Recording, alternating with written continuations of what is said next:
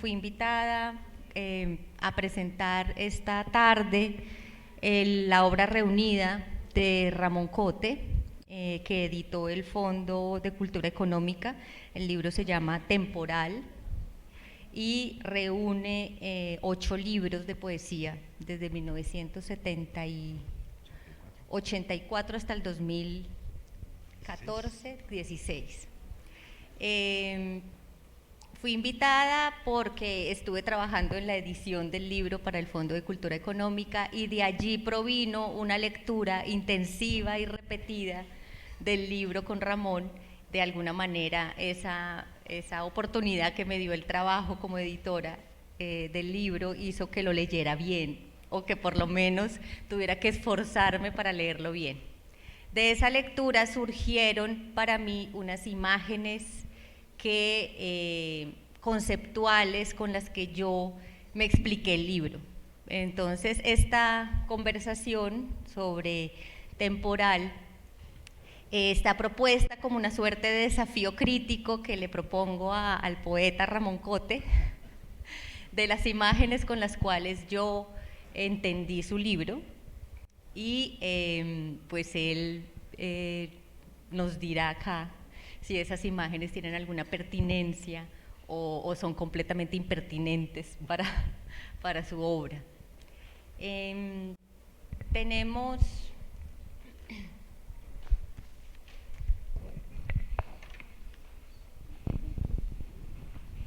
el libro, para contarles un poco antes de comenzar pues ya con la presentación. El libro recoge, además de esos 8 libros de poesía, una serie de poemas que no habían sido incluidos antes en ningún libro, y muy importante, unas noticias al final del libro que son una suerte de biografía borgiana de cada uno de los libros. Eso es escrito por el mismo Ramón, eso está en el libro a manera de epílogo, ¿no? Y es una maravilla realmente para cualquier lector encontrarse con esas biografías de los libros de Ramón, que cuenta él con detalle y además en una prosa muy, muy bella. El libro tiene además un prólogo de William Ospina, y pues bueno, del prólogo de William Ospina, que ya ustedes verán, yo creo que voy a resaltar la enumeración de temas, que nos sirve también un poco para recordar esa enumeración de temas de la poesía de Ramón Cote. Los oficios de barrio que están en Botella Papel, los oficios de barrio perdidos, ¿no? Los oficios de barrio desaparecidos y los personajes que los encarnan. Una poesía que tiene un tono elegíaco siempre, ¿no? Muy centrada en las pérdidas. Muchos de sus títulos están haciendo alusión a la muerte, la desaparición, la pérdida. Las cosas de la infancia que se recuperan a través del recuerdo, fijado en objetos que se encargan de encarnarlos, ¿no? En pequeños detalles. Una suerte de colección privada que son sus amores en la pintura, ¿no? Ramón Cote, además de poeta, es historiador de arte, es profesor de poética visual y poéticas y de escritura poética, ¿no? Y entonces esta colección privada es una mirada también a través de los detalles insignificantes en las obras, de los detalles marginales en las obras. Él construye su propio museo de lo marginal, ¿no? en las grandes obras de arte que selecciona en esa colección privada. Bueno, esos son pues eso es un resumen, ¿no? Un poco abrupto, pero pues quisiera dejarlo presentado aquí, presentarlo un poco antes de entrar ya en materia. Pues yo le dejo la palabra a Ramón, sí, para que salude y de una le lanzo el primer desafío. Bueno, Ginette, muchísimas gracias a ustedes por estar aquí, a la organización de Olga Mirelea por la magnífica acogida y siempre con este espacio tan profesional y siempre tan cariñoso, y con amigos que veo aquí en las primeras filas, de verdad, amigos entrañables. Con Ginette desde un principio, gracias, como contaba ella, a la corrección, a la edición del libro, surgió una conversación que iba más allá del punto, la coma, del de, por, para, y empezamos como con el espíritu crítico de Ginette a ver una serie de temas, de constantes, que yo creo, como siempre pasa con los críticos, porque Ginette es una crítica extraordinaria, empieza uno a encontrar como unos hilos conductores que yo la verdad no había apreciado. Por lo tanto, se nos ocurrió hacer una presentación, van a ver, es una presentación de un libro de poemas un tanto sui generis, ¿sí? Por eso es un poco la gracia también de este evento, es que rompemos, un poco se rompen los cánones clásicos de la presentación del libro, de poemas, y un poema detrás de otro, algún comentario, sino que gracias a la interpretación de Ginette y gracias a esa intuición y pues por supuesto su formación y su trabajo en la Universidad Nacional de Colombia, pues por supuesto ha hecho que los temas, digamos, se toquen de una manera también como muy profunda y por lo tanto lo que decía al principio Ginette, que es un desafío, es cierto, tenemos un pequeño esquema, bueno, un esquema, con Ginette lo hemos planeado en el avión y desde antes, sí, una especie Se acaba de tirar todo, un combate ensayado ya no es un desafío. pero es un problema de una cosa como de esgrima y entonces es una maravilla porque uno no sabe dónde va a salir el siguiente tiro, entonces por lo tanto si me demoro en encontrar algún poema, pues espero que me perdonen, que tengan paciencia, pero la idea es eso, abordar los poemas como por esas directrices que ha encontrado Ginette en esta obra, que como decía, reúne pues casi como 40 años de poesía, se dice fácil. Mi primer libro de poemas lo publiqué en Madrid, estaba con Santiago Gamboa, en 1984, o sea que la verdad desde entonces ha sido un tema pues que me ha cautivado y por supuesto desde mucho antes, desde los 14, 15 años que empecé a escribir. Quiero decir con esto que esto es como un arco, este libro, pues como decían, reúne 8 o 9 libros y da cuenta como de estos temas y esa evolución que se ha ido dando en la voz, ¿no es cierto? Revisando este texto y sobre todo los poemas del principio y un poco más tarde, uno se siente que uno no es un propio escritor, sino como que uno es un medium, como que uno tampoco sabe lo que está escribiendo. Tiene que pasar muchos años para decir, oiga, mire por dónde iba, mira esta manera como lo construí. Yo creo que esa manera de no ser consciente de la poesía ayuda un poco a ser un poco más libre y a dejarse también sorprender por las palabras, por los objetos, por todo. Pues como por supuesto dejarse sorprender por ahora esta conversación, esta presentación que vamos a hacer con Ginette. Y de nuevo, pues muchísimas gracias por su asistencia. Sí, la idea es que hablar de poesía también puede ser encender una máquina crítica que produce imágenes. Ese es el propósito entonces de la conversación. La poesía, por supuesto, se construye a través de imágenes, pero ha habido siempre una suerte de falso problema acerca de qué fue primero, si la poesía o la imagen, ¿no? Acá consideramos pues en esta charla, ya a la limón, que las cosas suceden, esa relación entre la poesía y la imagen, que es una relación candente, incandescente, encandilante, suceden en los intervalos, ¿no? En los pasajes de la imagen a la palabra y de la palabra a la imagen. Sin más, esta es la primera imagen que te propongo. Esta es una imagen que para mí representa, está en dos partes, una parte negativa y una parte positiva, digamos. Representa el taller de tu poesía, el taller del poeta.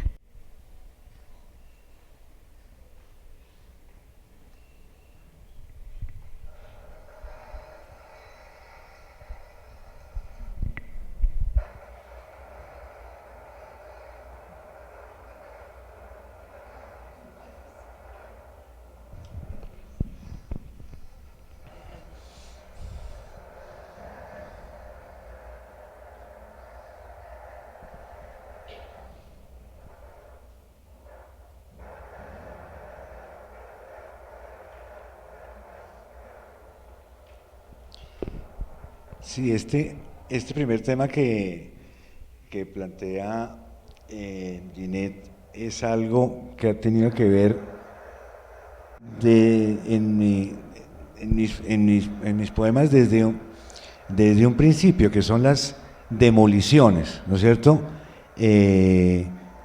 Yo creo que no hay ninguna persona de los aquí presentes que no hayan visto demolida parte de su pasado, ¿no es cierto?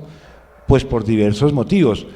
La casa de al lado la tumbaron, hicieron un edificio, la tienda de la esquina ya no es una panadería, sino una peluquería, y después de la peluquería siguió un gimnasio, qué sé yo. Son tal cantidad de cosas que tenemos, y sobre todo en un país y en unas ciudades como las nuestras, Bogotá, Cali, y en la mayoría de las ciudades de Colombia, donde efectivamente los restos, el pasado, los vestigios del pasado han desaparecido totalmente, ¿sí?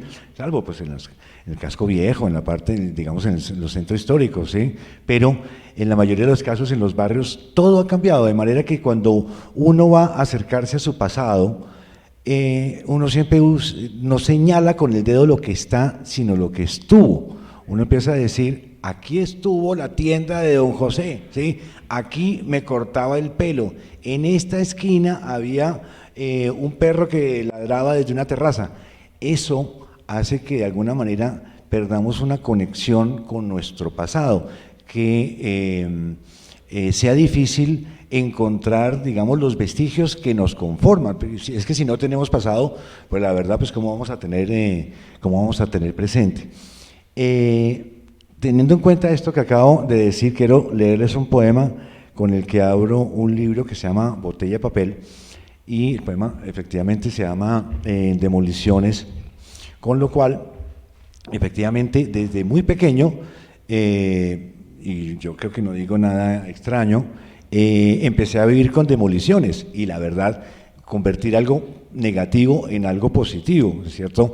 No hay nada mejor que uno ser pequeñito, ser niño, e irse con los amigos del barrio a jugar a el sitio donde han demolido una casa, ¿no es cierto? Es absolutamente fascinante. Después uno se da cuenta que esa casa es una referencia que ha desaparecido. Por lo tanto, siempre he considerado las demoliciones como un punto de partida de ausencias y de recuperación, por supuesto, de elegía, ¿no es cierto? Y este, de alguna manera, es un poema pues bastante elegíaco, como van a ver. Demoliciones. Esta es la provincia más saqueada, la princesa impotente sepultada entre las zarzas. Este es el territorio del eco, el espacio elegido por la pasión heráldica de la humedad para trazar con la punta de su espada el inicio de todas las destrucciones. Solo los niños comprenden que las casas demolidas son el lugar indicado para inventar sus ceremonias, y convierten los lavaderos sin pedir permiso y con los ojos abiertos hasta la tiniebla en improvisados altares del sacrificio. Reúnen ladrillos como si participaran de algún rito iniciático y se sientan alrededor de los escombros con la seriedad exigida en los templos, y le asignan a la escalera desolada, a su aturdido caracol de madera, el poder de un observatorio. Aprovechando la llegada de la noche, amontonan los desperdicios arrojados por los vecinos, recogen el pasto seco desdeñado por los jardineros y encienden una fogata con ese resto milagroso de alcohol que empapa las botellas vacías. Para algunos, ese será el primer recuerdo del fuego, el ardor de su nombre pronunciado en la combustión de las llamas. Esta es la velación a las demoliciones entre las zarzas, la velación a la princesa impotente. Sobre la pared huérfana, descubierta y desprovista de la casa vecina, más allá de los restos de azulejos de los baños y casi a punto de tropezar con el cielo, se arrastra una línea diagonal que marca el perfil de la casa desaparecida como una cicatriz brutal y dolorosa. Los nuevos propietarios se apresuran a levantar como una lápida intrusa la valla que anuncia la empresa encargada de la demolición y el torpe dibujo a colores del próximo edificio. Ya nada es reconocible en esta desnudez, en este territorio irrecuperable. Esta es la posesión más saqueada, la princesa impotente sepultada entre las zarzas. Bien, esa imagen pues es más que sacada del libro de Ramón, ¿no? Es sacada del título de uno de sus poemas. Eso es lo que pasa con las imágenes que vamos a ver acá, todas salen del mismo libro. Esta demolición, digamos, es una imagen cruda, ¿verdad? Es una imagen fuerte, digamos, pero pues hoy estamos acostumbrados a verlo todo, así que de alguna manera no nos sorprende esta contundencia de la demolición. Sin embargo, la poesía tiene esa virtud y es volver esos hechos, esos haceres, tránsito hacia lo simbólico, ¿no? De manera que se va haciendo como una especie de arqueología de las imágenes, de las palabras, de las cosas, si hubiera escrito Foucault la arqueología de las imágenes, las palabras y las cosas, para ahondarnos, o sea, sumergirnos en esas imágenes. Este poema, me contabas, es un poema que tiene relación con una experiencia de la infancia y es algo interesante apuntar aquí, y es que toda tu poesía se puede ver también, y se puede ver no solamente porque es muy visual, sino porque además es transparente frente a la experiencia, o sea, no encripta la experiencia, aunque no nos la dice toda, ¿no? La experiencia está ahí en el trasfondo y uno la intuye o la alcanza a percibir de alguna manera con la sensibilidad, ¿no? Sí, yo le comentaba a Ginette que creo que no hay una sola imagen en todas estas páginas que no sean verdad. Es decir, por supuesto tenemos el poder de la imaginación, la poesía también es imaginación, pero también en este caso, por ejemplo, de las demoliciones, la poesía también es constatación. Cuando hablo de las ceremonias y los lavaderos, efectivamente con mis hermanos y los del barrio nos íbamos a hacer estas incursiones, y es más, curiosamente, esto que parece muy poético, que lo suena, fíjense, para algunos este será el primer recuerdo del fuego, el ardor de su nombre pronunciado en la combustión de las llamas. Pues le estaba contando a Ginette que por las noches efectivamente hacían como unos huecos para el próximo edificio y había unos eucaliptos, entonces con las ramas secas de los eucaliptos y las hojas, y efectivamente con los restos de alcohol nos robábamos las botellas de nuestros papás, no para tomarnos, mira, éramos bastante buenos hijos. Utilizar ese alcohol para quemar, entonces estábamos así hueco y metíamos estas ramas y efectivamente con el alcohol y algún el fosforito prendíamos esto y ¡wow! ¿Sí? Y efectivamente una llama impresionante, y la verdad pues era peligroso, pero mira, la infancia también se trata de lo peligroso y de esa combustión maravillosa. Pues efectivamente, al día siguiente, pues hicimos varias veces esas especies de quemas, ¿no es cierto? Pero parecíamos como si fueran una tribu, como de los neandertales, qué sé yo, pues todos alrededor del fuego, ¿no? Mi hermano, en un gesto semicientífico, digamos, o aventurero, según se le mire, al día siguiente encontró que efectivamente en el hueco estaba lleno de cenizas, y entonces él brincó, llegó y dijo, pensando que esto estaba apagado, y efectivamente justamente la capa de ceniza cubría la brasa, ¿sí? Y con lo cual inmediatamente pegó un grito y subió, y yo estaba ahí al lado y casi me arranca el brazo para salir del hueco, donde efectivamente le quedó una herida hasta el día de hoy en un tobillo. Entonces, eso que es muy poético se traduce en, para algunos, ese será el primer recuerdo del fuego, el ardor de su nombre pronunciado en la combustión de las llamas.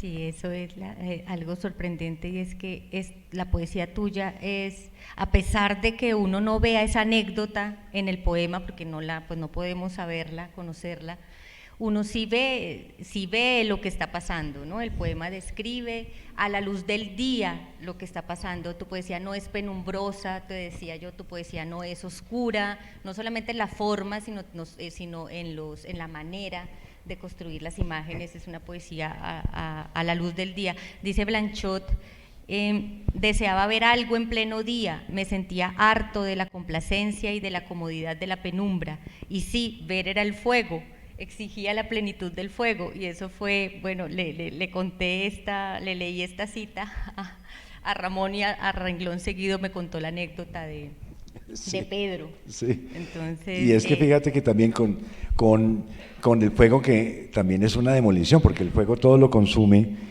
Y hay este poema de Demoliciones forma parte de este libro, como les comentaba, Botella de Papel, que está dividido en objetos y en oficios, son cosas que han desaparecido. Quisiera leerles entonces este poema sobre un repartidor del carbón. Cuando era pequeñito en Bogotá, y no sé por qué extraña razón, hacía mucho más frío. Bueno, de hecho, en Bogotá en los últimos 100 años subió un grado la temperatura, pero entonces hacía mucho frío. Nosotros vivíamos en una casa y una vez al mes llegaba el carbonero. El carbonero era un personaje absolutamente fantástico, con sus costales llenos de estas piedras maravillosas, totalmente angulares, y no solamente él manejaba el camión, sino que bajaba también los costales, ¿sí? Y era como si viniera de las profundidades a entregarnos algo. Y en la casa a la entrada mi mamá había puesto un baúl de madera, pintado de naranja, donde efectivamente echaba el carbón para la chimenea, que era la única manera de calentar la casa, ¿sí? Entonces, este es también otra demolición, una demolición de un oficio, ¿sí? Este se llama, entonces voy a leer, El repartidor del carbón, que va acompañado también con una pequeña oración. Antes de decir, él iba siempre en un camión verde y curiosamente 20 años más tarde, o 15, yo me había ido a España y volví, y de pronto lo volví a encontrar en una calle. Me encontré el mismo el camión verde con el carbonero. Entonces dije, esto es una cosa absolutamente maravillosa. Eso fue hace muchos años, y entonces como la celebración de la casualidad, que también es un tema que hemos hablado con Ginette. Repartidor de carbón. Como encontrar una barra de aluminio atravesada en la mandíbula de un buey, como descubrir una breve cabeza de obsidiana en un arcón, como mirar por una cerradura y ver un amanecer no merecido, tan imposible como todo esto, tan melancólico y solitario a la vez, era ver aquel camión verde que con la puntualidad de un sacramento repartía cada vez el carbón. En la cuesta, su esforzado corazón se anunciaba vociferante, moribundo, y se detenía al frente de la casa como si entregara agónico la noticia de la caída de la ciudad de Troya. Después, un hombre envuelto en costales arrojaba su carga resonante y angulosa en un baúl pintado de naranja. Como abrir una Biblia y encontrar 3 hojas de laurel, como levantar una piedra y recordar un nombre, como reconocer al mismo caracol a 100 kilómetros de distancia. Tan imposible como todo esto, tan melancólico y solitario a la vez, resulta encontrar 15 años más tarde al mismo repartidor del carbón realizando su oficio, dobrado por el esfuerzo, empeñado en demostrarle al cielo que un hombre ha hecho ese trabajo durante toda su vida, que escarbó entre las minas, que le robó el hilo a su mujer para coser sus costales, que soñó con excavaciones infinitas, con túneles, y que lo perdonen por no haber hecho nada más que eso. Y ahora viene la oración justamente como esta despedida, porque finalmente cuando despedimos a alguien también hay que hacer una oración por su partida. Oración anticipada por la muerte del carbonero. Parece que nunca llegará el día, pero entonces a sus pies rodarán afilados fragmentos de carbón y un reducido grupo de pequeñas esquirlas se resistirá a abandonar el apretado reino de sus zapatos. Si buscan en sus bolsillos, si vuelven a buscar, encontrarán un puñado de diamantes renegados que caerán al suelo formando un hexaedro, una región exacta, iracunda y opaca, parecida al tono de su voz. Nadie podrá borrar de su cara el color oscuro de su trabajo, añadido a su piel como una adopción natural. Nadie podrá explicar el tamaño de sus pulmones, hinchados como pechos de paloma. En la hora de su muerte, nadie podrá cerrar sus atónitos ojos de minero ambulante. Que nadie se atreva a contar sus cejas de jabalí, quien lave por primera vez su traje de sacerdote, quien pase los dedos sobre la comarca de sus manos inmensas, quien salte a lo largo de su curtido cuerpo mineral, advertirá su confianza en la cremación y su total convicción en el poder de las cenizas. Nadie podrá explicar el tamaño de sus pulmones hinchados como pechos de paloma. Esto para alguien que trabaja con el carbón es uno de esos momentos en los que yo te digo que en tu poesía hay momentos en que la imagen quema literalmente, ¿no? Como dice Didi Uberman, que la imagen nos consume, que la imagen arde en llamas y nos consume. Él es un historiador de arte y un teórico de la imagen. Yo siempre encuentro en tu poesía un momento en el que el poema mismo se enciende en llamas y es un momento en el que se concentra y aparece esa imagen, como en el poema del fotógrafo de los parques, cuando el fotógrafo se quita el sombrero y se convierte solo por ese gesto en un limosnero, en un mendigo. Bueno, pero esto que acabas de hacer, que es leer los dos poemas, El Carbonero y La Oración por el Carbonero, es como está construido Botella Papel, y para mí es un poco, ahora que lo hiciste, y esto sí es espontáneo, el primer poema, el poema del Carbonero, es un poco la demolición, ¿cierto? Es dar cuenta de este oficio perdido, pero la oración del Carbonero exige otro gesto del taller del poeta, y para ese gesto yo quisiera invitar pues esta imagen absolutamente antipoética, ¿no? Pero de esta máquina que realmente es una máquina maravillosa, a mí me lo parece, es la mezcladora de cemento. Ustedes saben pues que estas máquinas se usan para transportar esas mezclas de concreto de un lugar a otro, tienen poco, ¿sí?, en recorridos no muy largos, y este tambor donde está la mezcla siempre está en movimiento, nunca para, ¿no? Se mueve constantemente y para moverse necesita una energía hidráulica impresionante, necesita estar siempre inyectando agua, bueno, haciendo un balance tanto en la energía con la que se mueve el tambor como en la mezcla de los materiales. Sí. Ese tambor está compuesto por unas aspas helicoidales, ¿no?, que son las que pues se hunden así como en una especie de puesta en abismo, ¿verdad? Cuando uno las ve, lástima que en el video no se alcanza a ver exactamente ese movimiento infinito que hace la máquina por dentro con estas aspas que conforman el tambor. A mí me parece, y no me parece a mí la verdad, sino que tú lo dijiste, es tu culpa, en una de esas noticias sí, sobre tus libros, usaste esa metáfora, usaste esta imagen, más que una metáfora, es una antimetáfora, ¿no? Usaste esta imagen para hablar de cómo fue que surgió uno de tus libros que se llama Los Fuegos Olvidados, es el libro. Y dices acá: los textos se sucedían unos a otros sin que fuera posible parar esa máquina que los producía, como una mezcladora de cemento que siempre está en movimiento para que su interior no se endurezca. En efecto, si no se mueve, se fragua el cemento y se endurece, ¿verdad? Pero más que más que querer referirme con esta imagen, aquí te voy a tergiversar a la idea de unos textos que se suceden unos a otros como en un movimiento constante. Yo quisiera interpretarla como parte de tu taller, ¿sí?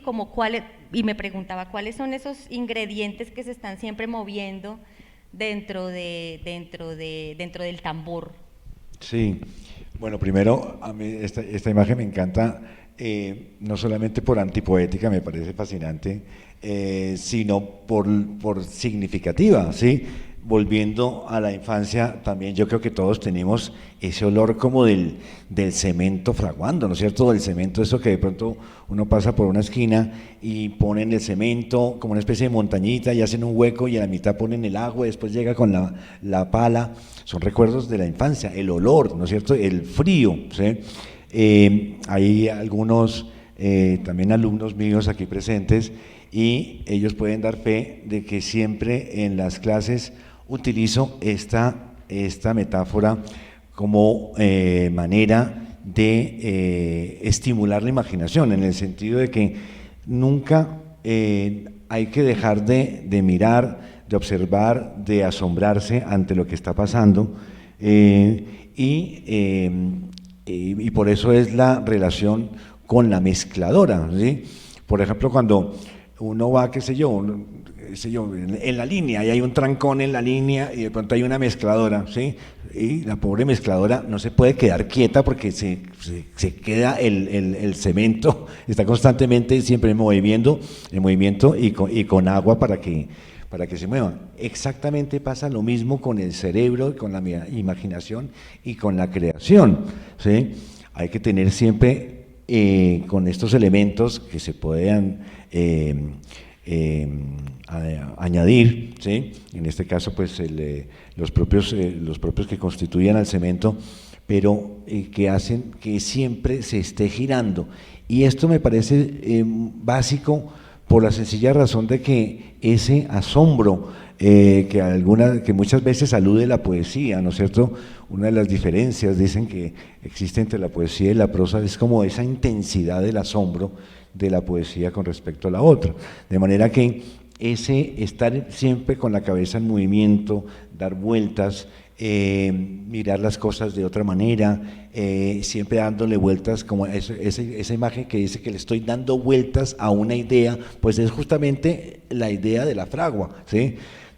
Por lo tanto, hay una especie como de necesidad de que no solamente, y esto es muy importante, me parece que no solamente se es poeta, digamos, cuando se escribe, sino también cuando se vive. Por supuesto que cuando se escribe, ¿sí?, un poema, pues hay una serie de cosas, de constantes, lo que decía, de los elementos que la conforman y dan como resultado y se traducen en palabras.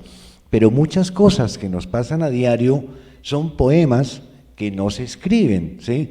Por lo tanto, siempre esa idea que ese prurito de que el escritor es el que siente más o el que vive más es totalmente falso. Sencillamente que tiene un poder especial para transmitir y traducir eso en palabras, pero a todos nos suceden milagros constantemente, de manera que si se puede tener la posibilidad de transmitirlo y de trasladarlo a un papel y que dé como resultado pues un poema, pues algo mejor. Está hecho con asombros, con olvidos, con muertes, pues como es la creatividad, ¿no es cierto? Siempre es muy azarosa, ¿sí? Puede resultar de pronto acordarse. Hace poco me pasó que me acordé de pequeño, como a los 8 o 9 años, yo pensaba que el paisaje que estaba viendo era falso. Es decir, estábamos, qué sé yo, viendo unas montañas y yo pensaba que esas montañas eran un telón y que después de estar ahí, pues lo quitaban y era toda una farsa, ¿sí?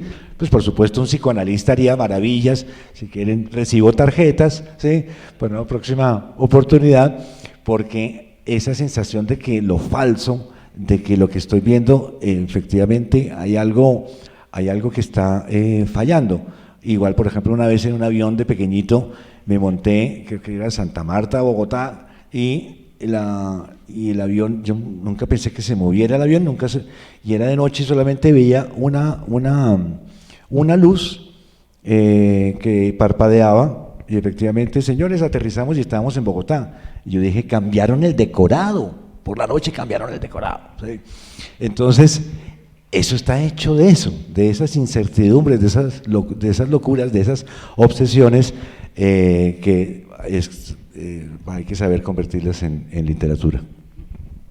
En parte vamos a adelantar un poco, no, a trazar esa respuesta también, porque yo creo que hay un archivo de imágenes, de objetos, de cosas que tú, que como dice Santiago Espinosa, en algún momento sobre tu poesía, dice cuántas cosas que habíamos visto, pero que antes de este libro no sabíamos que podían ser poema.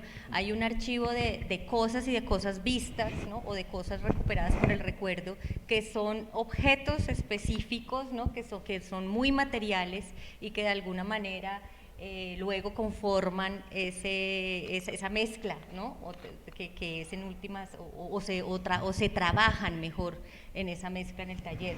Pero antes de llegar allá, que esa será la tercera imagen, hay otra que, pues porque esa máquina necesita una energía para moverse, y en algún momento en tu poesía algo pasa, ¿no? Algo sucede, en un momento de tu vida algo pasa, algo sucede, y eso que sucede es incandescente también, quema como el fuego, es el fuego de los significados como está en un poema, pero también es el anuncio de la llegada del que habla a borbotones, y ese verso está en un poema que se titula Truenos, de manera que el paisaje que yo propongo como territorio de tu poesía, ¿sí? como imagen del paisaje o del territorio de tu poesía, es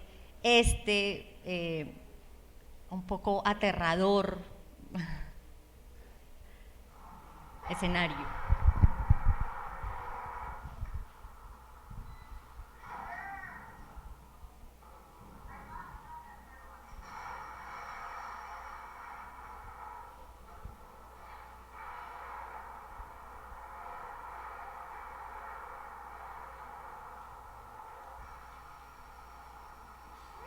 Qué miedo.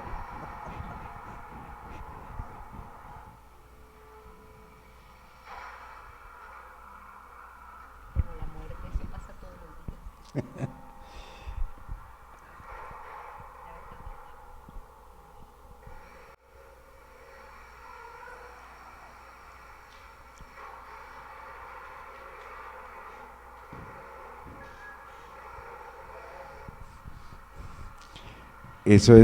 Realmente, eso es fantástico y tiene mucho que ver no solamente pues con mi poética, sino también con algo aparentemente baladí, como la carátula de un libro, que no hay nada más, no hay nada más lleno de significado que una carátula de un libro, y del título.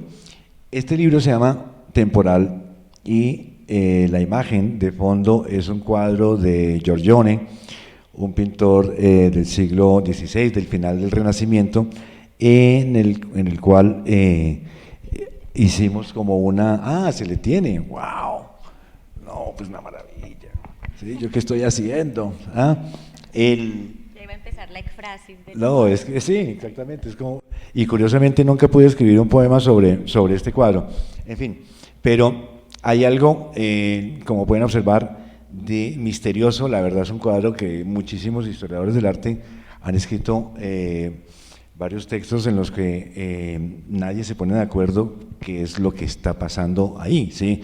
Es el descanso de la huida a Egipto, que puede ser San José, la Virgen, el Niño, ¿sí?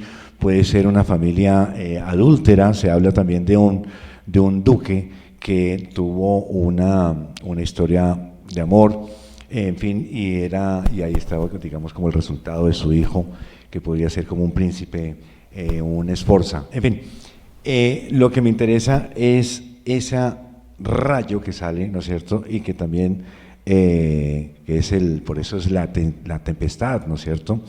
Y el título del libro, Temporal, justamente alude como a esa doble acepción de la palabra, ¿sí? Temporal como un acontecimiento meteorológico, ¿no es cierto?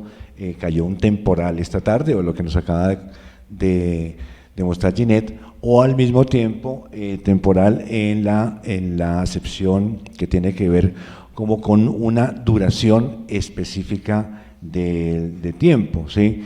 Esto es, digamos, su malestar es temporal, ¿sí? O esto pasará muy pronto, pero también tiene que ver efectivamente con el paso del tiempo, porque esta es una reunión de mi trabajo, son casi 40 años de poemas, donde efectivamente se constata pues que somos seres temporales. Lo que ha dicho también Ginette con respecto a la tormenta, es una cosa que a mí me apasiona, es el tema de la energía, ¿sí? La combustión. Yo creo que la creatividad, y aquí hay muchos escritores y escritoras aquí presentes que pueden dar fe de que el propio proceso de escritura no es nada más que una descarga eléctrica, ¿sí? Una descarga eléctrica que modifica todo. Hay una especie de energía, de fuerza extraordinaria que hace que las cosas se transformen, ¿no es cierto? Que algo estaba en un sitio y gracias a esa energía se convierta en otra cosa. Esto es algo realmente, a mí me parece mágico, ¿sí? Con lo cual, a mí mi poesía, o siempre lo he querido hacer así, o interpreto así la poesía, con esa fuerza, con esa especie de vigor, como... Exactamente. Y entonces hay un texto justamente que les quería leer, que es plano 179, donde habla efectivamente, como dice Ginette, del que habla a borbotones. Entonces esto es otro poema en prosa y que se llama así, Truenos. Una intromisión resplandeciente anuncia la llegada del que habla a borbotones. Por eso el relámpago dilata su duración, reclama sus pertenencias y provoca a todo lo largo de la sabana el desconcierto de los sauces, el plateado en las hojas del eucalipto, la contracción del colibrí. Segundos más tarde, desde los cerros baja un sonido desordenado como una avalancha transparente, como una catástrofe, como un bus cayendo a un precipicio, como si en el aire una yegua herida se revolcara hasta el desprendimiento. Y el trueno todopoderoso, dueño de su condición retráctil, retumba largamente sobre la ciudad y la golpea con su lámina de aluminio desencadenada. Ya lo sabían los perros, los mutilados, ya lo presentían los ciegos. Su presencia había sido vaticinada por la mordedura de los metales en las clavículas, por la presión de las embarazadas, por el temor reinante en los pabellones de reposo. La tormenta se abre paso entre lo inservible, se dirige ciegamente hacia lo hosco y aparta a los habitantes de los árboles. Su tambor invade la boca del estómago, establece su abismo en los oídos y de tanto golpear en la tierra es obligatoria la oración y el ojo se refugia bajo el párpado de su feroz estampida. Toda la tarde el cincel del trueno expone la tiranía de sus poderes fugitivos y las venas de su cuello siguen hinchadas hasta bien entrada la noche. En las albercas estrechas de los patios su resonancia retumba en círculos y todo se hace súplica, hasta la intemperie. El lugar en donde está este poema junto con otro que se llama Lluvias y conforman una parte muy breve de que se titula Dos fenómenos meteorológicos, es el final de Botella Papel. A mí me intriga mucho porque Botella Papel, ustedes que son lectores de Ramón Cote, saben que son estas parejas de oficio perdido y oración por el que lo desempeñaba, ¿no? No tiene nada que ver, piensa uno de entrada, ¿por qué cerrar con dos fenómenos meteorológicos este libro que es es un catálogo un catálogo que pretende rescatar del olvido y rescatar de la mendicidad, de hecho, ¿no? Tantos objetos y tantos oficios que van desapareciendo en la ciudad a medida que la ciudad se tecnifica, o bueno. Es casi una protesta pues contra la modernidad, ¿no? Ese catálogo, ese inventario de oficios y de oficiantes. Pero estos dos poemas, Truenos y Lluvias, entonces cierra ese libro que es tan unitario como te digo, y yo me pregunto, pues por eso, ¿por qué esta imagen ha de ser tan potente, ¿sí? Que incluso se entrometa en un libro que está, o que parezca entrometerse en un libro que está fríamente calculado? Sí, porque todo sucede en un espacio, ¿no es cierto? Todo sucede en un sitio donde efectivamente es una ciudad en la que llueve y en la que, y en este caso pues es Bogotá, y donde caen unos truenos y esas tormentas que nos han pasado, y desde pequeños siempre el hecho de que la gente se santigua, ¿no es cierto? ¿Sí? Me estaba acordando ahora que estaba viendo los rayos, que aquí en Cali, si no estoy mal, había un colegio donde siempre caían rayos y donde jugaban como fútbol los niños y tocó cambiar o cerrar el colegio o quitar los árboles o hacer de todo porque había una especie de extraña emanación que hacía que murieran. Yo recuerdo de pequeño haber oído que murieron varios niños con estas tormentas. Curiosamente también el tema de la tormenta y el rayo como destructor, pero también como creador, y la ciudad como espacio en la que pasan estas cosas, ¿sí? Están los truenos y están las lluvias. Las lluvias también, por supuesto, las lluvias de Cali, que son también eternas y forman parte como de la propia Constitución. Creo que, de hecho, eso ya lo decía un tratadista maravilloso del Renacimiento, León Battista Alberti, un arquitecto extraordinario, una especie como de Miguel Ángel antes de tiempo, arquitecto, poeta, músico, cantante, matemático, pues como era un hombre del Renacimiento, hablaba de los componentes geográficos como parte de la constitución del carácter de las personas, ¿sí? La lluvia, los vientos, el sol, la sombra, la luz, formaba parte no solamente arquitectónicamente, sino que forma parte del comportamiento humano. Y la verdad, así lo creo. Por ejemplo, en este poema que se llama Aviso de tormenta, donde da cuenta de muchas veces también me pasa aquí en Cali, ¿no es cierto?, que está a punto de llover y no llueve, ¿no es cierto?, pero hay una especie como de intriga, ¿sí? Y eso también forma parte del circuito que vamos a hacer. No voy a ir porque va a llover, ¿no es cierto? O como no tenemos esa precisión meteorológica que nos permita que efectivamente saber si el IDEAM todavía está como por inventar. Entonces, y todos dependemos de ello, pues no estamos pendientes como en otros países de que por la tarde va a hacer esto y a las 5 de la tarde va a llover. Aquí no se sabe absolutamente qué va a pasar, y eso forma parte también como de nuestro propio comportamiento como inesperado, ¿no es cierto? Entonces he dado cuenta de eso en este poema que se llama Aviso de tormenta, que dice así: pasan las horas de la tarde y este gris acumulado durante semanas no se decide a ser tormenta. Por todas partes de la ciudad se siente un presagio de trueno, por todas las esquinas se huye de su amenaza de metal, como de un temible cuchillo. Quizás eso explique el esquivo perfil de sus habitantes, el retroceso de palomas en los parques, el angustioso pregón de los loteros y hasta la impaciencia de los vendedores de paraguas.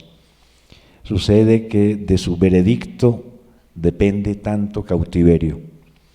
Basta una advertencia, un tácito relámpago rasgando el cielo para que Bogotá sea limitada y muda, y para que los cerros del oriente, que parecían protegernos, se conviertan en cómplices de su resonancia. Así se vive en esta ciudad de las alturas, esperando que pase lo peor y llegue el día en que todos podamos habitar la merecida inmensidad del azul que desde hace siglos se nos niega. No es por ponerme grave, pero esa vida que tenemos esperando que pase lo peor, ¿no? Es precisamente, esa es la energía que yo siento y que siento representada en el trueno, en el relámpago, en la tormenta, ¿no? Más que la sola descripción del fenómeno meteorológico o la vida en Bogotá, es un poco también cómo va pasando la vida, cómo nos va pasando la vida a todos, esperando siempre que pase lo poco, cuándo es que llega el anuncio, ¿no? Pero todo se y va nunca llega. Y pues en ese sentido, por eso no vamos a ahondar ahí, pero por eso el trueno, el rayo, esta imagen como paisaje de tu poesía para mí está muy relacionada con la muerte. De hecho, la primera vez que aparece el trueno es como un anuncio de una muerte de alguien muy querido y lo sientes al oído muy cerca, ¿no? Pero es un trueno que ensordece y cambia todo. Y también está ese trueno en la barriga de la locomotora. Tú alguna vez escribiste que hay un poema efímero, el único que escribiste, el único poema efímero y casi concreto, pues, que escribes en la barriga de una locomotora en un cementerio de locomotoras en la Estación de las Delicias. Es uno de los primeros libros, el segundo, si no estoy mal. Y entonces encuentro que ese trueno está allí, son solo 3 versos y pasamos al siguiente tema, pero esa imagen estaba ahí, efímera como fue, pero grabada en la barriga de una locomotora, anunciando un poco pues cuál iba a ser qué era lo que te esperaba. Sí, curiosamente, gracias a este hilo conductor que encontró Ginette de los truenos, y haciendo una revisión del libro, yo escribí un pequeñísimo libro que se publicó en Caracas en 1991 que se llama Informe del estado de los trenes en la antigua estación de Delicias. Y cuando vivía en Madrid, había un cementerio de trenes detrás de la actual estación de Atocha, en el que permanecían una cantidad pero eran cientos de vagones y de máquinas y locomotoras varados, perdidos, comidos por la maleza, ¿sí? Parecían como esos poemas como de Mutis, en los que hay una especie como de esas imágenes surrealistas que la selva se come absolutamente pues, todo lo que está a su alrededor, incluso el metal, las máquinas. Y con este amigo portugués, que era Carlos Gonçalves, que es un pintor, íbamos, y la verdad, la exaltación fue, pues la verdad fuimos varios días, y era entrar como por un hueco, había un hueco en el muro y entrábamos y estaba es una especie como de decorado de Hollywood, casi como de las imágenes de las propuestas para el próximo milenio de Calvino, ¿no es cierto? Donde que él habla como las ciudades se están convirtiendo y se van a convertir como en esas especies de traspatios de los estudios de Hollywood. Pues es una especie de traspatio de Hollywood, pero en los años 80, y la verdad fue una emoción. Estaba una locomotora toda todavía con el hollín, ¿sí? Y con esa curvatura y con esa tristeza de no poder andar, y con toda esta especie como de toda la tecnología, el trabajo que se habían tomado tantas personas para que andara, para que estuviera con esas ruedas totalmente quietas y llenas de hojas y de plantas que así la agarraban a la tierra, que la verdad en un acto totalmente como sin saber cómo, cogí una piedra, que era el primer grafiti que escribí, creo que el único, y escribí casi como guiado por la fuerza, por la emoción, por la energía, ¿sí? Por el rayo de la creatividad, y decía, escribí, la verdad sin saber, alguien me llevó la mano y escribí en la barriga de la locomotora: trueno detenido, magnolia maltratada, amor, ¿sí? La verdad es el único grafiti que he escrito y que espero no volver a repetir, pero sí, efectivamente era esa combustión. A ustedes también les debe pasar que después de haber vivido una gran intensidad, uno tiene que trasladar eso a otra situación. No sé, por ejemplo, veo también mucho público muy joven. Cuando ustedes salen de los conciertos, uno sale lleno de energía y uno tiene unas ganas como de hacer más cosas, pues efectivamente es eso, exactamente, es coger esa energía y trasladarla al papel. Uno acaba escribiendo poemas a, qué sé yo, a Tostao, a, qué sé yo, a Shakira, qué sé yo, ¿sí? Porque esa energía uno tiene que transformarla, ¿no es cierto? Y esa es la manera, escribiendo, es transmitir, seguir que ese rayo de la creación siga su otro camino. Ya para cerrar, pero no para cerrar todavía, sino para cerrar con la última imagen, o sea, no para cerrar la charla, sino cerrar la propuesta de los 3 desafíos. El último es este que tiene que ver, es el más importante yo creo, tiene que ver finalmente con la expresión formal de la vocación poética. Para mí la expresión formal de la vocación poética tuya en una imagen es el gabinete de curiosidades, es también el mercado de las pulgas, es el arca de Noé, o sea, hay muchas imágenes que si uno se hunde un poco en la arqueología de ellas, termina llegando pues hasta el arquetipo de la primera imagen, que sería el arca de Noé, la primera imagen del acumulador, del recolector, del coleccionista. En el poema que acabas de leer, en Aviso de Tormenta, está, no había caído en cuenta que ya está el anuncio de lo que va a ser Botella Papel, está aquí las palomas en los parques, los loteros, el vendedor de paraguas, ¿no? Empieza a aparecer ese inventario de que tú dices en Botella Papel, dices literalmente que es que se trataba de corregir el destino de esos objetos dispersos, ¿no? Pero esos objetos son felices difuntos o ataúdes de eternidad. Todas esas imágenes no las escribes acerca de Botella Papel, sino acerca de las cajas de Joseph Cornell, ¿no? Pero ahora, pues, buscando un poco cuál es cuál sería la imagen del poeta como acumulador, como recolector, como alguien que va por el mundo salvando las cosas de su pérdida, de su desaparición, pues aparece el gabinete de curiosidades. Los gabinetes de curiosidades eran esos cuartos de maravillas que en los siglos XVI y XVIII se dedicaban a coleccionar, a recopilar pues un montón de cosas traídas de viajes, de orígenes completamente heterogéneos, ¿no? Si podía, y a veces fantásticos, podía alguien catalogar una pieza como el cuerno de un unicornio, ¿no? O los instrumentos de los alquimistas, pero al lado de eso estaban plantas que también parecían pertenecer al reino de lo fantástico muchas veces, muchos objetos exóticos traídos de todos los lugares del mundo, eran cuartos o eran armarios. Muchas veces eran armarios en las casas de los burgueses de esta época, en la que tenían este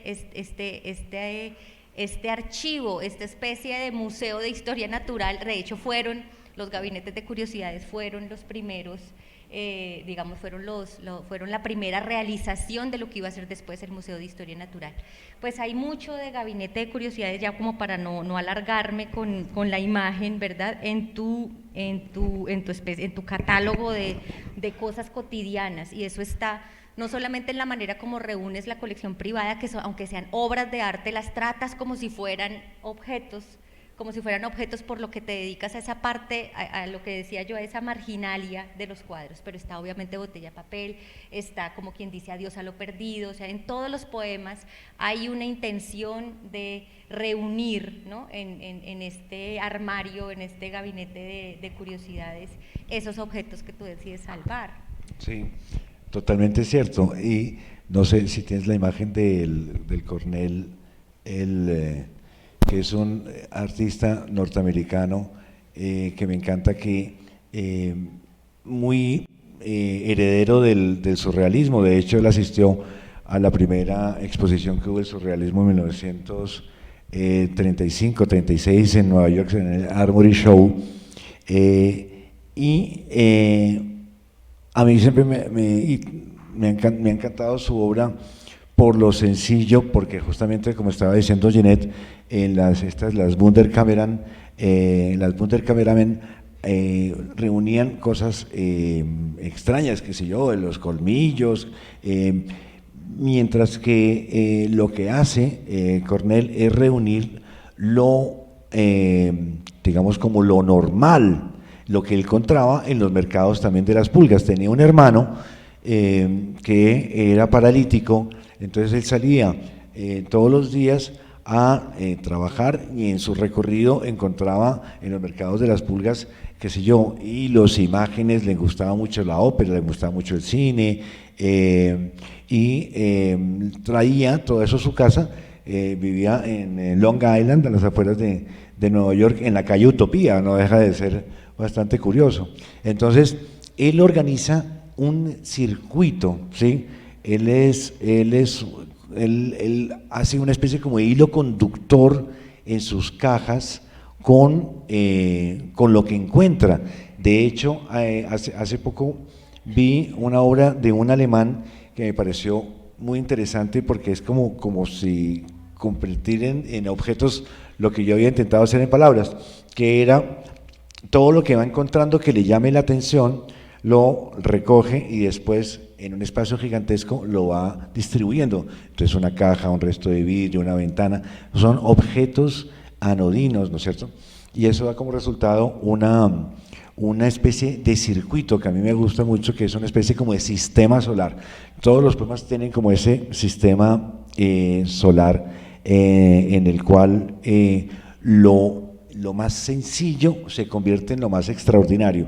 Entonces quería leerles este poema a estas cajas de Joseph Cornell, y hay otra imagen que acaba de poner Ginette, que es una de un mercado de las pulgas de Buenos Aires, de San Telmo, ¿sí? Como cualquier, la verdad, puede ser de la 26 con séptima, ¿sí? De hecho tengo bastantes de esas. Es entre lo disperso, ¿sí?, encontrar como de pronto como ese hilo transparente que los va uniendo, ¿no es cierto? Y con esa nostalgia. Entonces, este poema es a Joseph Cornell y dedicado de alguna manera también a su hermano. Conmemora entonces el paso de los días de encierro con fotografías en sepia de hoteles de 300 habitaciones que nunca te alojaron, con láminas de imponentes transatlánticos que jamás escucharán las muletas de tu hermano encubierta. Celebra entonces el paso de las semanas semejantes coleccionando postales de los museos de la vieja Europa, llenando tus bolsillos en el signo del gorrión con miles de objetos expulsados de los cajones por sus propietarios, recortando de las revistas con el pájaro experto de tus tijeras lejanos balnearios que apenas se sostienen en la paralítica soledad de los inviernos. Conmemora entonces el paso de los meses del verano con fragancias encerradas en los frascos color azul cobalto, con decorados de opereta para tus navegaciones sin regreso, con el sonámbulo equipaje de los náufragos que aún huele a nenúfar, con delicadas copas que alguna vez se alzaron sobre el océano brindando en medio de las olas. En la desordenada desembocadura del tiempo, levanta entonces de lado a lado una red transparente para atrapar esas cosas solitariamente inservibles que te permitan elaborar el más minucioso inventario del extravío. Cóselas con el hilo amatista de tus alianzas, atenúa al menos un poco su orfandad y hazlas participar en tus cajas de una historia sin fin, como de las 1001 noches. Sin moverte de tu sótano de la calle Utopía, continúa en tu sagrada clasificación del mundo, corrige el destino de tantos objetos dispersos, devuélveles su cetro, corónalos como reyes, y como prueba de tu poder sobre el olvido, haz resonar con un alfiler la mínima campana del dedal para convocar las voces de todos los ausentes. Como si fueras un aprendiz de Noé, sigue construyendo cajas y más cajas con brújulas rojizas y azules constelaciones al fondo para felicidad de Orión y de los difuntos. No olvides poner altos pájaros de plumaje embrujado, pegar al fondo nombres de hoteles, colgar espirales de metal, fabricar las bases para las pipas de los cultivadores, añadir un par de leontinas, y solo así, amado Cornel, podremos encontrar en esas 4 orillas de madera, en esos ataúdes de eternidad, esa región donde la errancia recupera el don de hacer milagros. Ese ensamblaje que estás describiendo en ese maravilloso poema sobre las cajas de Cornel, o sobre lo que hace Cornel, es también lo que yo encontré como imagen de vocación de tu poesía. Nos están apurando un poquito acá, porque es que Catalina Villa me dijo que no había evento luego y que podíamos tomarnos un tiempo más, entonces ella no está aquí para que sostenga eso, ¿verdad? Entonces, pues me da mucha vergüenza con ustedes porque yo había programado que teníamos hasta las 6:30. ¿Sí? Ah, ya le avisaron. Bueno, gracias. Entonces, bueno, entonces sí, ya no, ya confirmó Catalina que se puede. Bueno. Que se puede. Muchas gracias. Sí, no, porque pues cansarnos. Realmente ya hay un poema más que tiene el gesto, yo te decía que de alguna manera, aunque suene un poco, o sea, no es la imagen del coleccionista la que tú encarnas en tu obra, no es la del coleccionista que escoge el objeto precioso, ¿no?, que lo busca, que lo persigue con codicia, de alguna manera, sino es el recolector, es otra vez la imagen de botella papel, de este reciclador que pasa con el carrito en Bogotá pregonando botella papel, y botella papel son 2 cosas que estuvieron contenidas de alguna vez de algo presente, pero que están llenas de pasado, el periódico de ayer y las botellas vacías, o sea, ¿qué puede haber más lleno de pasado que eso?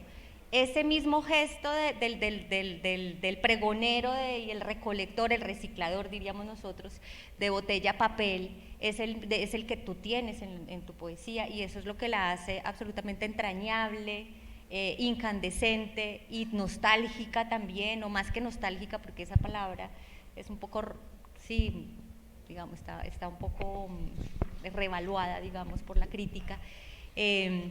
Es crítico, es más bien un gesto crítico también el de salvar las cosas de ese valor que han tenido como mercancía alguna vez, ¿no? Ya son desechos, como el vendedor el fotógrafo de los parques, que yo creo que debería ser el poema para cerrar la lectura, es esa pareja de botella papel, que ya él mismo en el poema, el mismo fotógrafo de los parques tiene un trípode en donde cuelgan las fotografías con los letreros que les pone, los marcos que les inventa. Son fotógrafos en los parques Santander, bueno, no sé, aquí en Cali también hay fotógrafo de los parques, o había, porque eso ya después de las fotos digitales ya desapareció, pero el mismo trípode, el mismo escenario que crea el fotógrafo de los parques es un ensamblaje como las cajas de Cornel, como el Arca de Noé, como solo que de personas que tal vez ya están muertas, o de personas que pasaron por allí y desaparecieron, pasaron solamente fugazmente, digamos, por la cámara del retratado.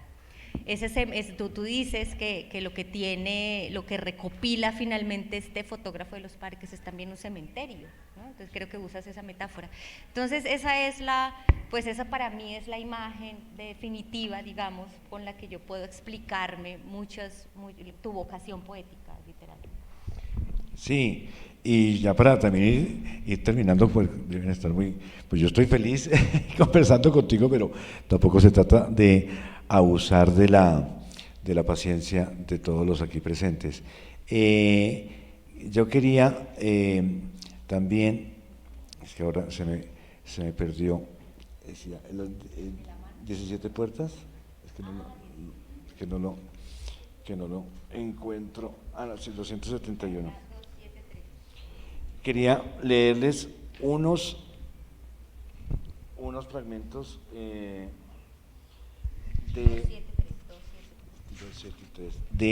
un libro que se llama 17 puertas. Yo viví en Madrid con mi abuela en un apartamento muy viejo, y el cual no le había hecho ninguna reparación, refacción o similar en 40, 50 años, con lo cual las ventanas estaban torcidas y entraba en invierno pues el viento entraba absolutamente feliz e invadía toda la casa, ¿sí? En verano hacía exactamente lo mismo, pero el sol,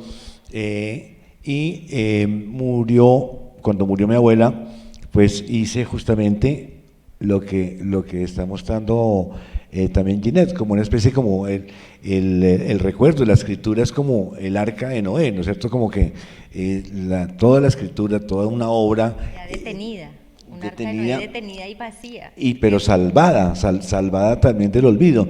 Entonces escribí era un apartamento, como les dije, era también muy grande, y haciendo una vez un mapa, encontré que el apartamento tenía, pues sus apartamentos viejísimos de los años 50 en el centro de Madrid, tenía 17 puertas, y la abuela pintaba, hacía mermelada de naranja, le gustaba la astronomía, y la verdad pues era un personaje absolutamente fascinante. Y el hilo conductor era un pasillo. Muchas veces ustedes que habrán estado por allá o en las películas que habrán visto, siempre esos apartamentos europeos están con un pasillo gigantesco, siempre uno entra a la entrada, se deja qué sé yo, el abrigo y se atraviesa un pasillo y hasta el final está la sala y a los lados están como los apartamentos, así eran como las disposiciones de antes, así pasaba, y este era un pasillo absolutamente enorme, pasillo que yo pasaba a altas horas de la noche, y era de madera, y por supuesto para no despertar a la abuela yo sabía exactamente las maderas que debía pisar para que la abuela no se diera cuenta que eran las 5 de la mañana y su nieto estaba llegando en un estado un tanto cochambroso. Entonces, justamente yo no sabía cuáles maderas pisar para pasar desapercibido, y la abuela me decía, pero llegaste muy temprano. Y yo, sí, abuela, claro, claro. Y yo con un guayabo que me moría. El hecho es que murió mi abuela y yo quise recorrer de nuevo esas maderas, ¿sí? Hacer como esa caja de Cornell, de unir todos esos elementos, y nada, simplemente son 17 puertas, no se las voy a leer todas, pero quisiera compartir algunas de ellas. En total eran 17 puertas. Las golondrinas trazaban desde abril una larga y ruidosa línea de flotación que frotaba el pecho del que impide a toda costa que lo llamen huésped y no habitante. Soy yo quien desde otro continente llega y deshace las camas y abre el trípode del telescopio en la terraza. Desde la distancia he colaborado con el eco de mis pasos y he soñado en volver como lo hago ahora, preso en estas palabras que prueban la mermelada de naranja, que huelen hasta el fondo los frascos de trementina y transitan de nuevo por la constelación perdida de los cuartos. Remoto, cordial y solitario, empiezo a abrir una a una las 17 puertas de mi lejano territorio. Entonces les voy a leer el pasillo y alguna otra más. Pisando largamente una madera me espera el pasado.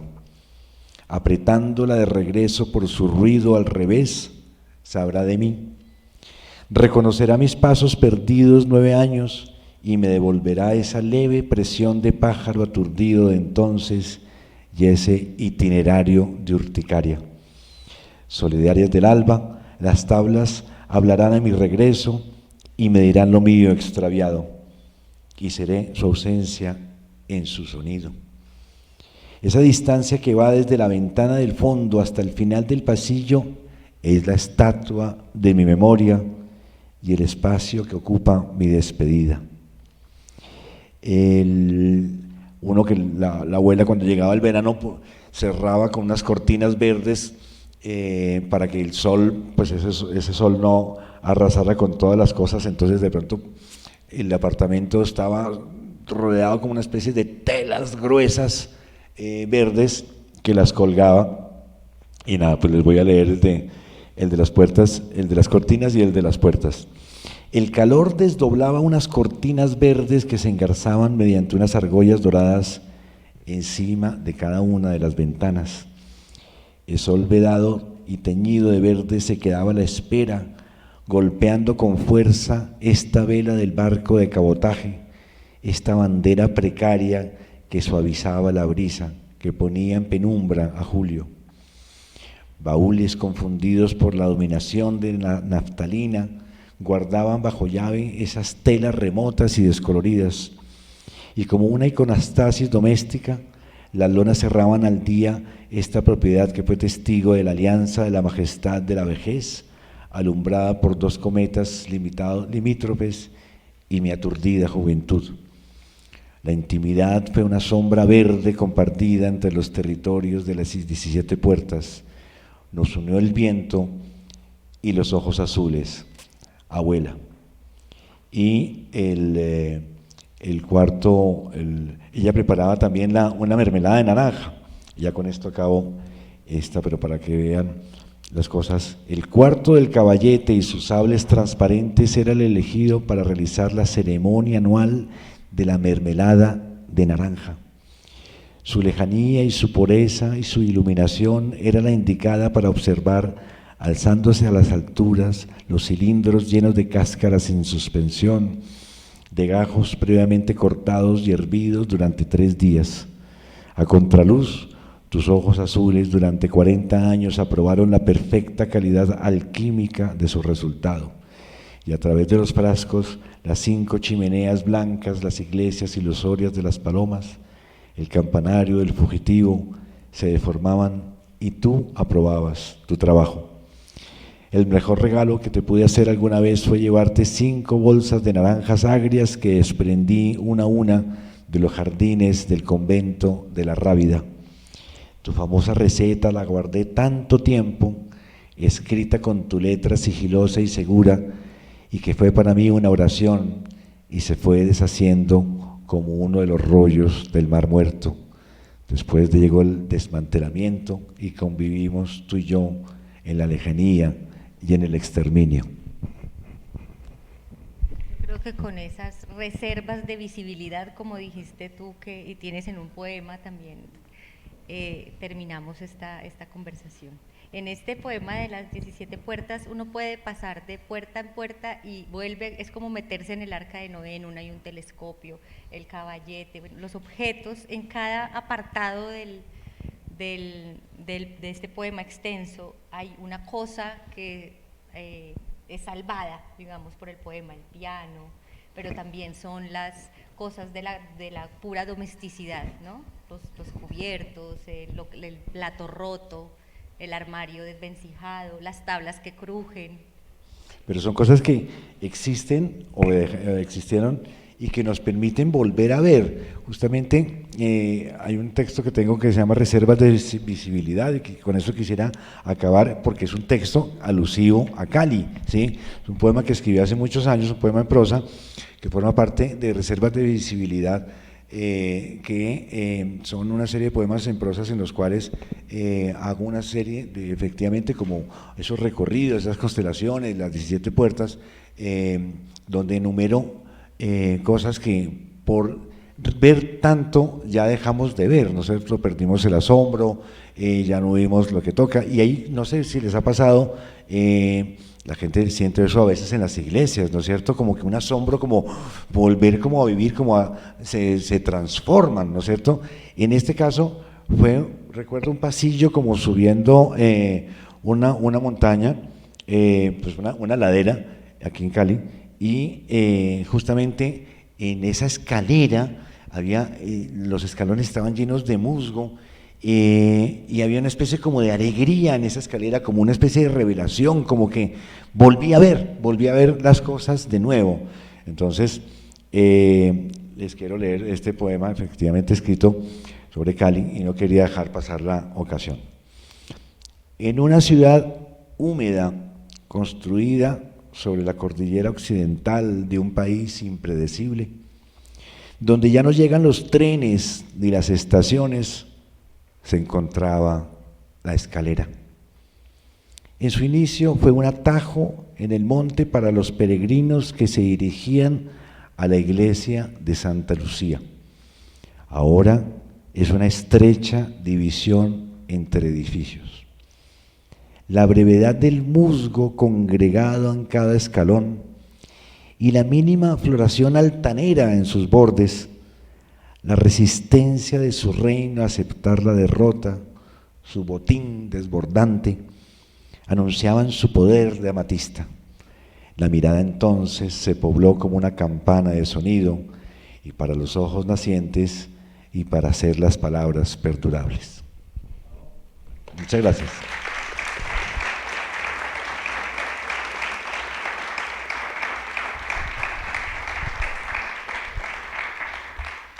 Mi última pregunta es si cerramos o hay preguntas. Sí. Okay.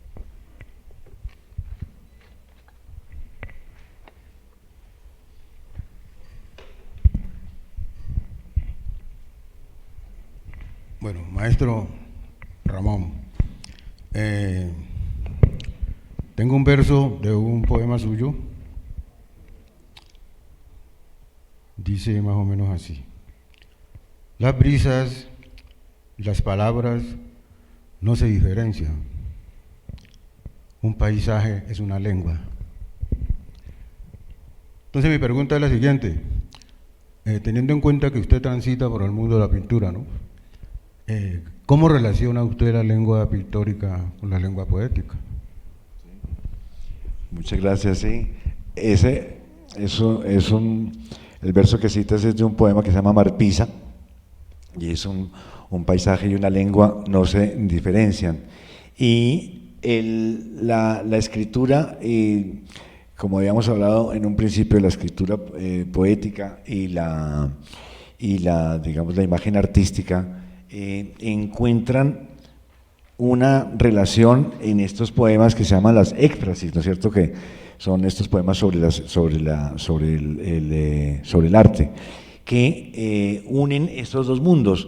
Curiosamente, los cuadros efectivamente son dos lenguajes, la poesía y la pintura son dos lenguajes totalmente distintos, pero curiosamente, gracias a una ahí sí propuesta como alquímica, curiosa, de creatividad, logra pasar una imagen a la otra. Un poema sobre un cuadro no tiene que efectivamente repetir lo que está diciendo o mostrando el cuadro, sino puede decir cosas distintas, complementarias, ¿sí?, lo que uno se le ocurra sobre este. Son dos estímulos maravillosos de la imaginación. Y no solamente son cuadros, sino también, pues ahora, pues muchas, qué sé yo, instalaciones, porque no solamente los cuadros, porque cuando uno habla de un cuadro, qué sé yo, uno piensa como en una casa o en un museo, y justamente parte de este ejercicio que hemos hecho con Ginette es sacar ese museo a la calle, ¿sí?, los objetos, los oficios, los alfileres, el cuarto de la abuela, la trementina, la mermelada de naranja, ¿sí?, forman parte también en obras de arte. Yo creo que en parte el trabajo de un artista, ¿no es cierto?, es darle como ese giro maravilloso para convertir como lo anodino como en extraordinario. De manera que son dos lenguajes muy distintos, es un tema, yo tengo un curso sobre ese tema, imagínate que son 25 horas, por lo tanto es un tema muy, muy complejo, pero decirte que es realmente apasionante la relación de la imagen y la palabra, ¿sí?, cómo se relacionan, cómo se complementan o cómo se cruzan y se despedazan, ¿no es cierto?, pero son una fuente inagotable de creatividad y de nuevo de esa energía que lo convierte a uno, lo invita a uno a escribir. Muchas gracias por la pregunta. Bueno, muchas gracias a todos por estar acá. Con esto terminamos esta conversación. Gracias, Ramón. Gine, muchísimas gracias a ti, muchas gracias a ustedes, muy amables.